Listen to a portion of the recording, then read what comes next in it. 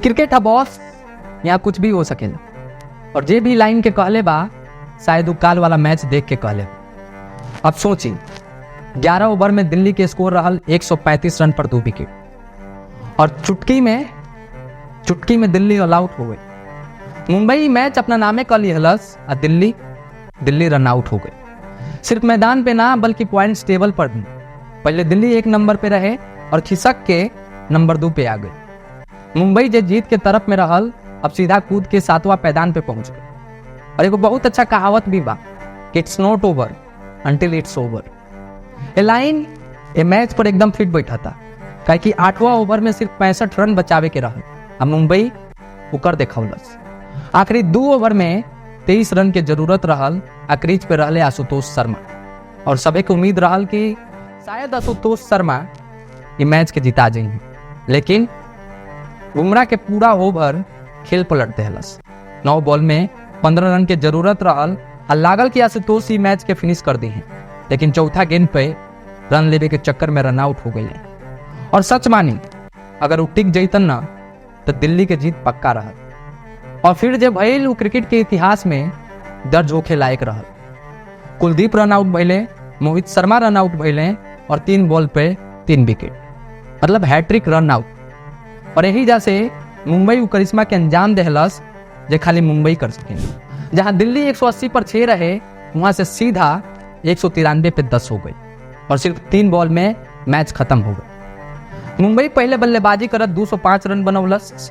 रोहित शर्मा फेरू फ्लॉप रहले, लेकिन नमनधीर और तिलक वर्मा टीम के संभाल लेहले। और खास बात ये रहल कि तिलक वर्मा के बीच में रिटायर कल गई और ये एगो रणनीतिक चाल रहल। हार्दिक पांड्या IPL 2025 के पहलका कप्तान बन गए जे अक्षर पटेल के दिल्ली में हरौलस।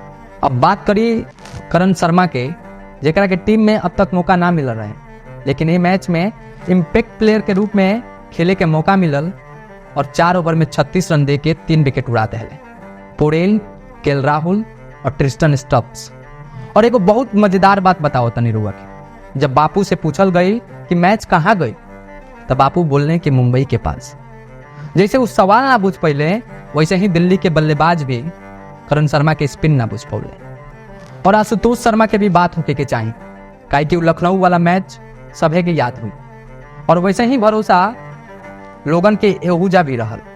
बुमराह के ओवर में लगातार 2 चौका मार के माहौल बना देले रहले और सभे बुझलस कि दिल्ली जीत जाए, लेकिन एक छोटी सी गलती मैच के पूरा पासा पलट दे।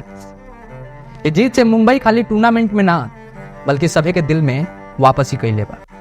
और एगो बहुत बड़का बात बाटे कि अब मैच बोरिंग नहीं होत, पूरा सिनेमैटिक क्लाइमेक्स के देखे के मिलत बाटे। करण शर्मा के मैन ऑफ द मैच मिलल, जेकर वो पूरा हकदार भी रहल, लेकिन तिलक वर्मा और नमनधीर के साझेदारी भी कमाल के रहल।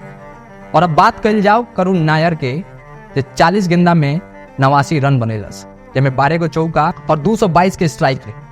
जब फ्रेजर मैकगर्ग पहलका बॉल पे आउट हो गईलन और टीम बिखरत दिखल तो करुण नायर अकेले दिल्ली के तरफ से मोर्चा संभल ले, दिल्ली की उम्मीद दे रहे। बुमराह के ओवर भी बेखौफ बैटिंग, पहला पर चौका, फिर 2 गो डॉट और फिर से चौका। ये मैच देख के साफ हो गई कि जब खिलाड़ी बुमराह के भी धो सकेला तो दुनिया ओकरा के सलाम करेला। हालांकि इतना ड्रामा, थ्रिलर होखला के बाद भी दिल्ली मैच हार गई।